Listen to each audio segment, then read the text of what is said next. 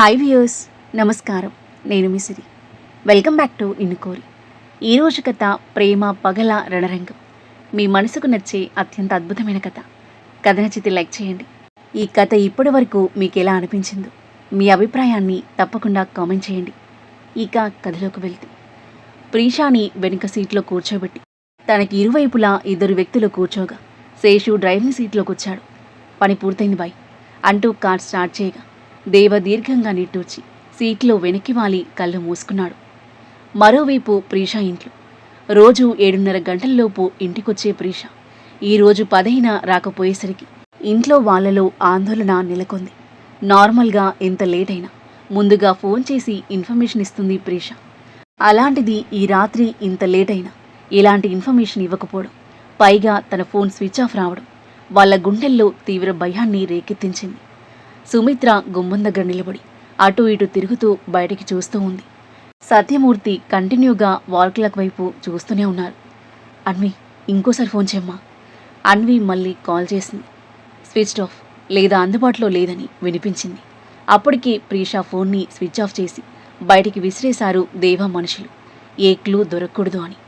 అన్వి నిరాశగా తండ్రి వైపు చూస్తూ, నాన్న ఇంకా అలాగే వస్తుంది, కనెక్ట్ అవ్వట్లేదు అని అంది. సత్యమూర్తి గుండెల్లో ఆందోళన మరింత పెరిగింది. మార్నింగ్ నాగవల్లొచ్చి చెప్పిన మాటలు, ఆమె వాణి, ప్రీషా ధైర్యంగా మాట్లాడిన తీరు అన్నీ ఆయన కళ్ళ ముందు ఒక్కొక్కటిగా కదిలాయి. కూతురికి ఏమైనా జరిగిందన్న భయంతో వణికిపోతుంది సుమిత్ర. అన్వి, వీరేన్ బాబుకు ఫోన్ చేశావా? అన్వి వెంటనే కాల్ చేసింది.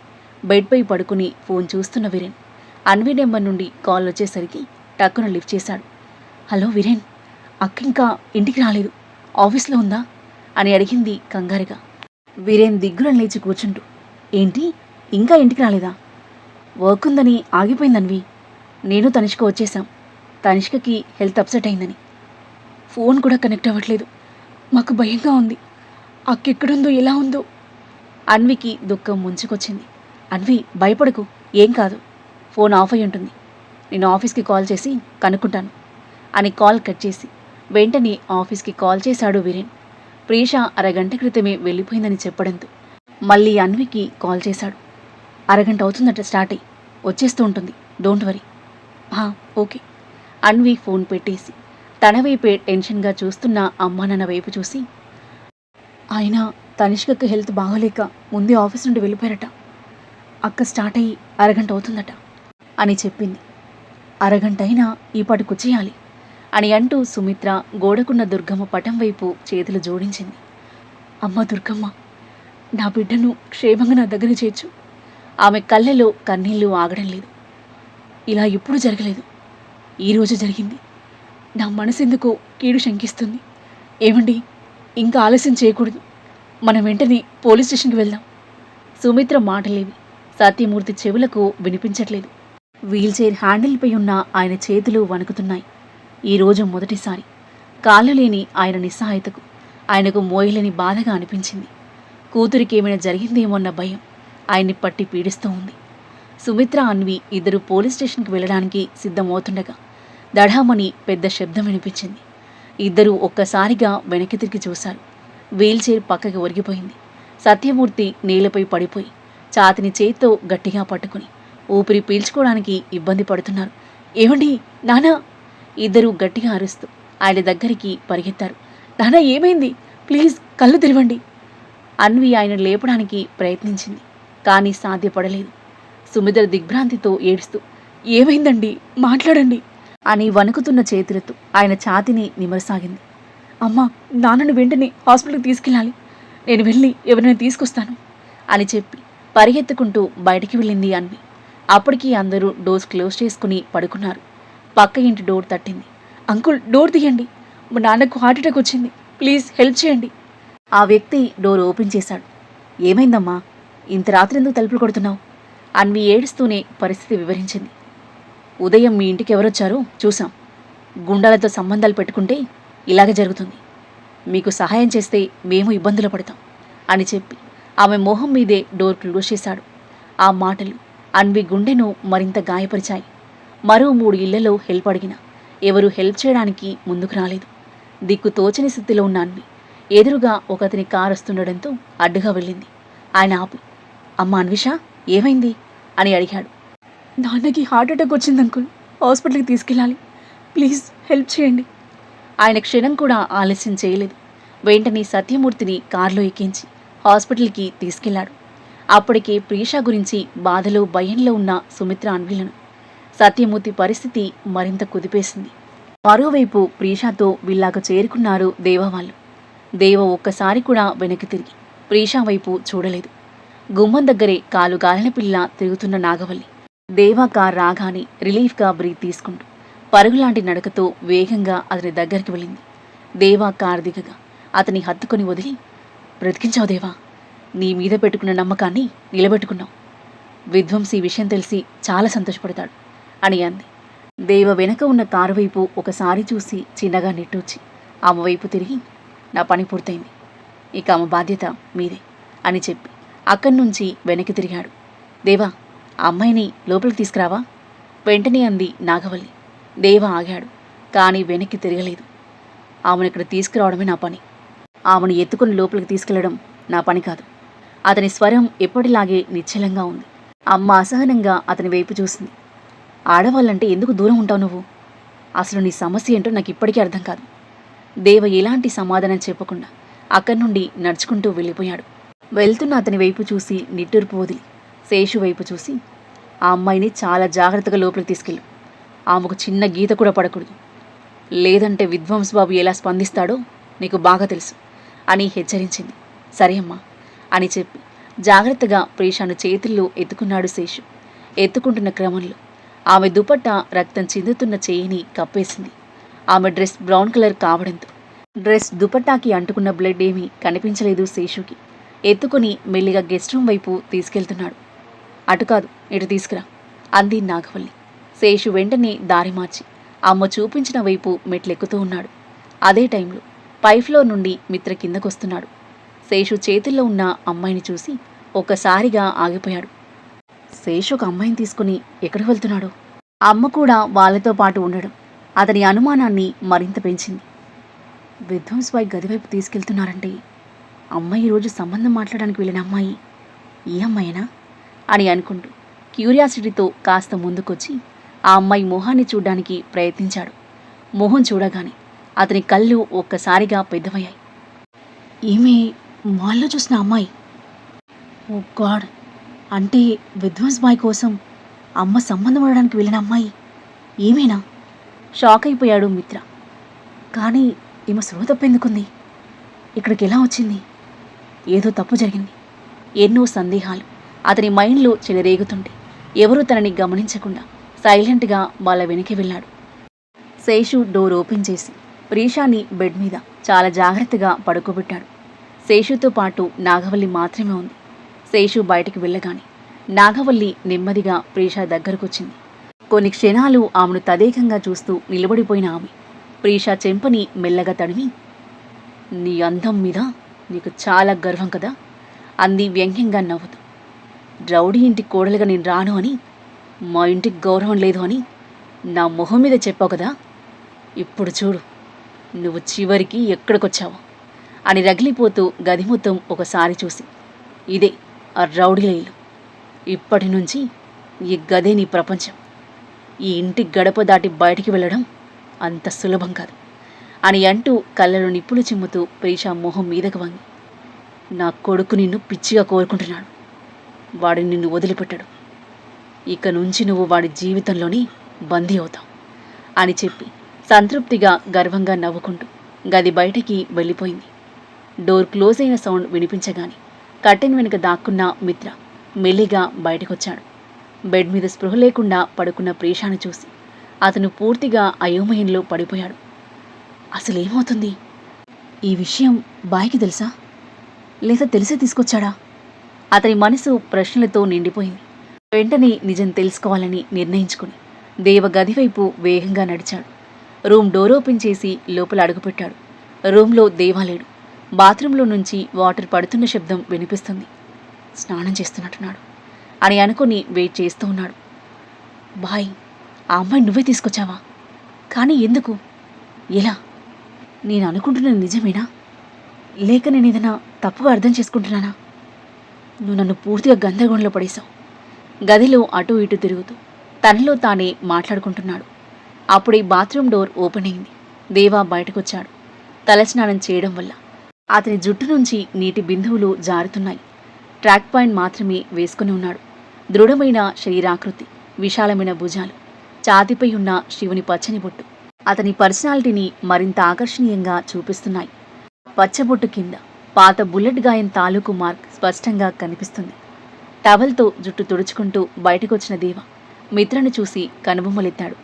ఏరా, ఇంత రాత్రి నా గదిలో దయంలా తిరుగుతున్నావేంటి అని నవ్వుతూ టేబుల్ మీద ఉన్న సిగరెట్ ప్యాకెట్ తీసుకుని బాల్కనీ వైపు నడిచి సిగరెట్ వెలిగించుకుని ఒక గాఢమైన పొగను బయటికి వదిలాడు. మిత్ర వెంటనే అతని వెనకే వెళ్ళాడు. బాయ్, ఇంత పెద్ద విషయాన్ని నా నుండి దాచావంటే నేను నమ్మలేకపోతున్నాను. అందుకే నన్ను నీతో తీసుకెళ్లకుండా ఆ శేషం తీసుకెళ్ళావా? మిత్ర, ఏం మాట్లాడుతున్నావు? నేను నీ నుండి ఏం దాచాను? క్లియర్గా చెప్పు. నువ్వు ఆ రోజు కలిసిన అమ్మాయిని ఇక్కడ తీసుకొచ్చావు, అది కూడా విధ్వంస్ బాయ్ కోసం. అలా ఇలా చేయగలిగావు నువ్వు? దేవ అసహనంగా చూశాడు. ఏం ఆగుతున్నావు? ఎవరిని తీసుకొచ్చాను, ఎవరిని కలిశాను? నా మైండ్ ఇప్పటికే గందరగోళంగా ఉంది. నువ్వేం చెప్తున్నావు? సూటిగా సుత్తి లేకుండా చెప్తావా, లేదా చెంపదెబ్బ కొట్టాలా? నేను చెప్పేది నీకు అర్థం కానట్టు మాట్లాడుతున్నావు. నువ్వు నన్ను మోసం చేస్తున్నావు. బాయ్ కోసం ఆ అమ్మాయిని మాత్రమే తీసుకురావాలా? బాయ్కి కూడా ఆమె నచ్చాలా? ఇంత పెద్ద ప్రపంచంలో అమ్మాయిలకు కొదువే లేదు కదా. హే మిత్ర, ఆపు. చెప్పేది స్ట్రేట్గా చెప్పు, లేదంటే సైలెంట్గా ఉండు. ఈ పనికి మళ్ళీ కబుర్లపై నాకు ఆసక్తి లేదు అని అంటూ సిగరెట్ పీలుస్తూ ముందుకు చూశాడు దేవ. ఈరోజు అతనికి ఒక రకమైన వింతైన అశాంతిగా అనిపిస్తుంది. ఎందుకు అతనికి అర్థం కాలేదు. ఈరోజు అతను తాగలేదు కూడా. నార్మల్గా తాగిన తర్వాత మాత్రమే ఇలా జరుగుతుంది. దేవ రెక్లెస్ బిహేవియర్కి కోపం వచ్చింది మిత్రకి. పనికి మళ్ళీ కబుర్లా? ఎన్ని ఊహించుకున్నాను నీ గురించి. మాల్లో కలిసిన అమ్మాయిని వదినవుతుందని అనుకున్నాను. మీరిద్దరూ జంటగా చాలా ముద్దుగా కనిపించారు. కానీ నువ్వు ఆమెను వేరొకరికి అప్పగిస్తున్నావు. నిజం చెప్పు, నీ మనసు నిన్ను ఒక్కసారి కూడా ఆపలేదా? నీకామంటే ఇష్టం లేదా? ఒక సిగరెట్ ముగించి మరొకటి వెలిగిస్తున్న దేవ మిత్ర మాటలు విని అతని వైపు తిరిగి కోపంగా చూస్తూ, ఏమాలమ్మాయి గురించి మాట్లాడుతున్నావు? ఆమెను వదిన చేయాలని అనుకుంటున్నావా? దెబ్బలు తినాలనే కోరిక ఎక్కువైందా నీకు అని చిరాకుగా అడిగాడు దేవ. మిత్ర నిట్టూర్చి దేవ వైపు చూశాడు. దెబ్బలు తిన్నా పర్లేదు బాయ్. ఇప్పుడు నేనేం చెప్పినా నువ్వు వినే స్థితిలో లేవు. కానీ ఆ రెడ్ శారీలో ఉన్న అమ్మాయిని చూసినప్పటి నుంచి ఆమెని నా వదినవుతుందని మనసులో అనుకున్నాను. మీరిద్దరూ కలిసుంటే ఎంత బాగుంటుందో ఊహించుకున్నాను. మీ పిల్లలతో ఆడుకుంటానని కూడా కలలు కన్నాను అని అంటూ చిన్నగా నవ్వాడు. వెంటనే ఆ నవ్వు బాధగా మారింది. కానీ అదంతా కలగానే మిగిలిపోయింది.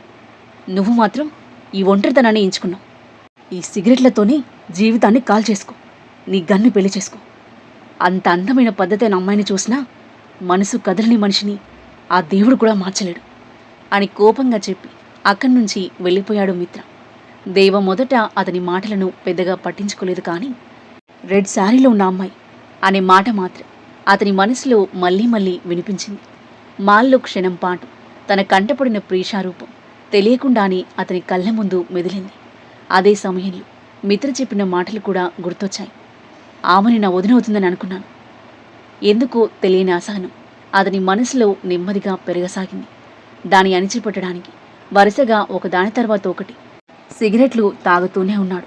పొగ మాత్రం గాల్లో కలిసిపోయింది. కానీ మనసులోని అలజడి మాత్రం తగ్గలేదు. హృదయానికి శాంతి కలగలేదు. ఇదంతా అర్థం లేని ఆలోచన, వాడేదో భ్రమపడుతున్నాడు అని తనని తాను సమాధానపరుచుకుని చీకట్లోకి చూస్తూ నిశ్శబ్దంగా నిలబడ్డాడు. మరోవైపు హాస్పిటల్లో అర్ధరాత్రి దాటిపోయింది. హాస్పిటల్ ఐసీయూ బయట అన్వి ఒంటరిగా కూర్చుంది. ఆ వ్యక్తి సహాయంతో నాన్నను సమయానికి హాస్పిటల్కి తీసుకొచ్చింది. డాక్టర్స్ ఆయనకి ఐసీయూలో ట్రీట్మెంట్ అందిస్తున్నారు.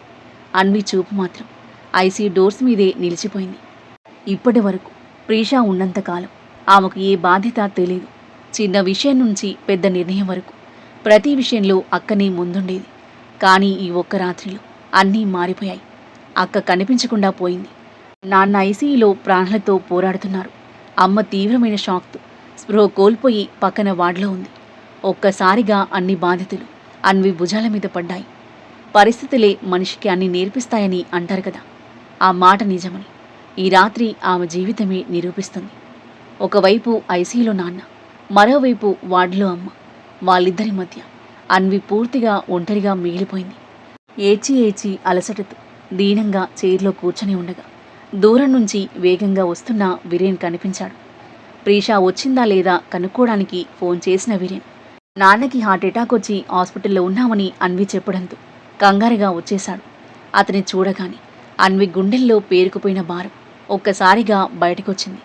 ఏమీ ఆలోచించకుండా అతని వైపు పరిగెత్తి గట్టిగా కౌగిలించుకుని వెక్కి వెక్కి ఏడవసాగింది. ఇప్పటి వరకు ధైర్యంగా నిలబడిన ఆమె ఆ ఒక్క క్షణంలో కంప్లీట్గా బ్రేక్ అయింది. అన్వికి వీరేన్కి పెద్దగా పరిచయం లేదు. ప్రీషా ద్వారా మాత్రమే అతని గురించి విన్నది. ఒకసారి ఆఫీస్ పార్టీలో కలిసిన సందర్భం తప్ప వాళ్ళిద్దరు ఎక్కువగా మాట్లాడుకోలేదు. కానీ ఆపదలో తెలిసిన మొహం కనిపిస్తే కలిగే భరోసా వేరు. అదే భరోసాతో అన్వి అతన్ని కౌగిలించుకుంది. ఆమె శరీరం మొత్తం వణికిపోతుంది. వీరేన్ ఒక్క క్షణం ఆశ్చర్యపోయినా ఏమీ అడగకుండా ఆమె తలపై చేయి వేసి ఓదార్చాడు. కానీ ఆమె ఏడుపు అంతకంతకు పెరుగుతూనే ఉంది, కానీ తగ్గట్లేదు. వీరేన్, అక్క ఎక్కడుందో ఇంతవరకు తెలీదు. నాన్నకిలా అయిపోయింది. ఆమె మాటలు వెక్కిళ్ళ మధ్య బ్రేక్ అవుతున్నాయి. అమ్మ కూడా హాస్పిటల్లో ఉంది. నాకేం చేయాలో అర్థం కావడం లేదు.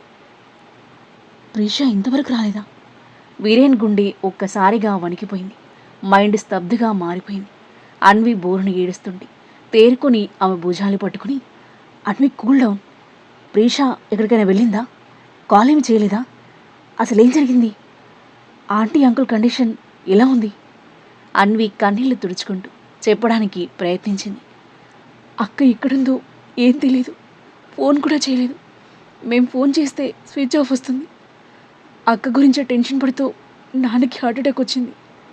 అమ్మ షాక్తో స్పృహ తప్పింది.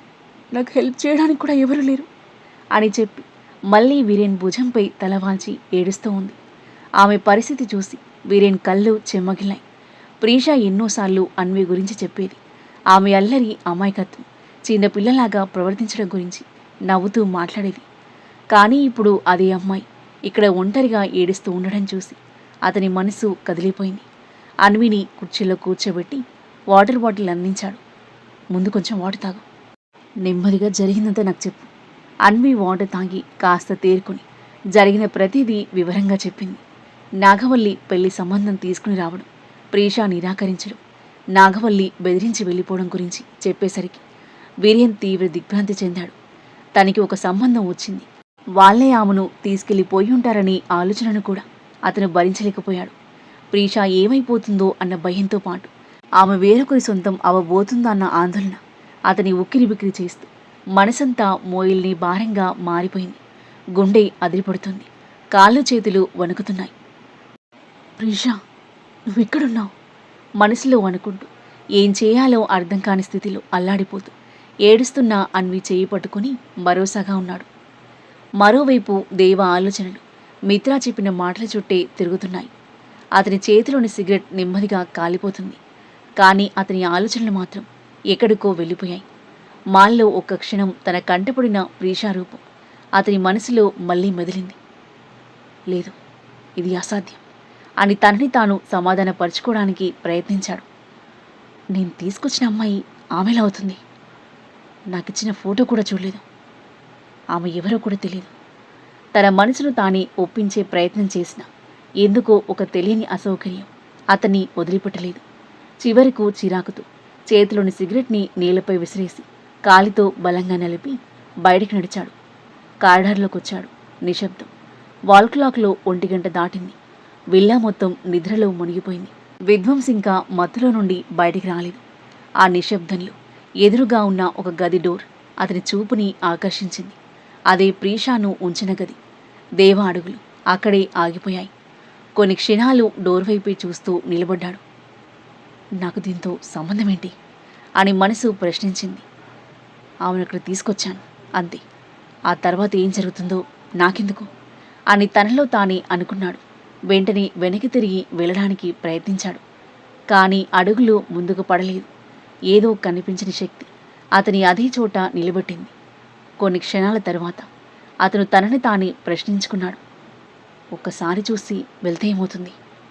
గదిలో అంతా బాగానే ఉందో లేదో చూసుకుంటాను అంతే ఆలోచనలతో డోర్ దగ్గరికి వెళ్ళాడు. చేయి డోర్ హ్యాండిల్పై పెట్టగాని మనసు మళ్ళీ అడ్డుకుంది. ఒకవేళ మిత్ర చెప్పింది నిజమైతే? ఆ ఒక్క ఆలోచనతో అతని గుండె వేగంగా కొట్టుకుంది. తన మీద తనకి చిరాకొచ్చింది. ఏంటి దేవా, నువ్వు కూడా ఇలా ఆలోచిస్తున్నావా? లోతుగా ఊపిరి పీల్చుకుని నెమ్మదిగా డోర్ తెరిచాడు. గదిలో మసక చీకటి అలుముకుంది. బెడ్ పక్కన ఉన్న చిన్న ఎల్లో కలర్ నైట్ ల్యాంప్ మాత్రమే వెలుగుతుంది. డోర్ దగ్గర నుంచి బెడ్ కనిపిస్తున్నా అందులో పడుకుని ఉన్న అమ్మాయి మొహం మాత్రం స్పష్టంగా కనిపించలేదు. దేవ నిశ్శబ్దంగా 2 అడుగులు ముందుకు వేశాడు. అతని అడుగుల శబ్దం కూడా వినిపించినంత నిశ్శబ్దం. బెడ్కి దగ్గరవుతున్నా కొద్దీ అతని గుండె చప్పుడు అతనికి స్పష్టంగా వినిపిస్తుంది. ఎందుకు ఇంతకాలం ఎప్పుడూ అనుభవించని ఒక తెలియని ఆందోళన అతని అంతరంగాన్ని చుట్టుముట్టింది. ఆ తరువాత ఏం జరగబోతుంది? బెడ్పై ప్రీషాని చూసి దేవ ఎలా రియాక్ట్ అవుతాడు? తను కిడ్నాప్ చేసింది ప్రీషాని తెలిసి అతను ఏం చేయబోతున్నాడు? తనని ప్రొటెక్ట్ చేస్తాడా, లేదా అమ్మ కోసం విధ్వంస్ కోసం మౌనం వహిస్తాడా? ప్రీషాని చూసి విధ్వంసం చూసి ప్రీష ఎలా రియాక్ట్ అవుతారు? సత్యమూర్తి పరిస్థితి ఏమవుతుంది? ఈ ప్రేమ పగల రణరంగంలో ఎవరి జీవితం ఏ మలుపు తిరగబోతుంది? అద్భుతమైన కథనంతో ఒక కందని మలుపులతో ఎంతో ఆసక్తికరంగా సాగి ఈ కథ యొక్క నెక్స్ట్ ఎపిసోడ్ కోసం మన నెక్స్ట్ వీడియో చూడండి. కథ నచ్చితే లైక్ చేయండి. ఈ కథపై మీ అభిప్రాయాన్ని తప్పకుండా కామెంట్ చేయండి.